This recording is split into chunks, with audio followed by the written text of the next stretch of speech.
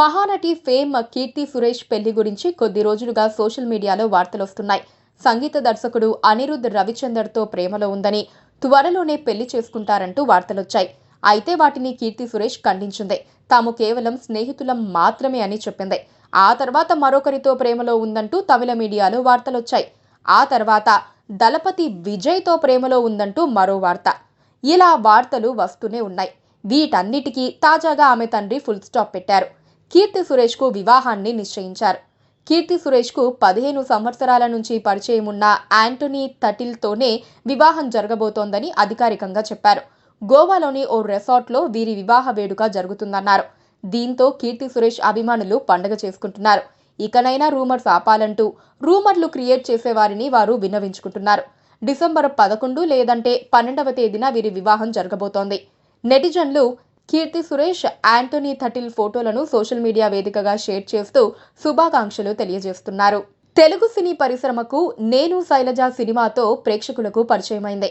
ఆ తర్వాత నేను local, Mahanati, Agnyaathavaasi, Dasara, miss India వంటి సినిమాల్లో నటించి మంచి పేరు తెచ్చుకుంది. మహానటి సినిమా ఆమెకు విపరీతమైన ఫాలోయింగ్ను తెచ్చిపెట్టింది. సావిత్రి పాత్రలో కీర్తి సురేష్ జీవించిందని చెప్పొచ్చు. దీంతో పాటు దసరా చిత్రంలో కూడా అద్భుతమైన నటన కనబరిచింది. ఈ 2 సినిమాలు ఆమెకు అనేక అవార్డులను తెచ్చిపెట్టాయి.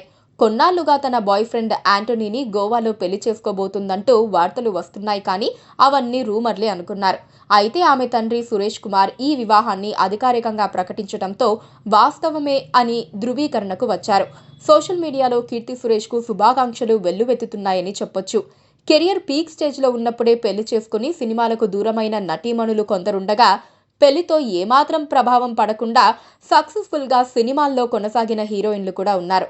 మరి కీర్తి సురేష్ సినిమాలు తగ్గించుకుంటారా, ఇదివరకు లాగానే చేసుకుంటూ వెళ్తారా అని అభిమానులు ఆసక్తిగా ఎదురుచూస్తున్నారు.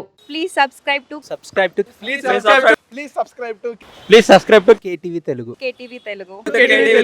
KTV Telugu. KTV Telugu channel.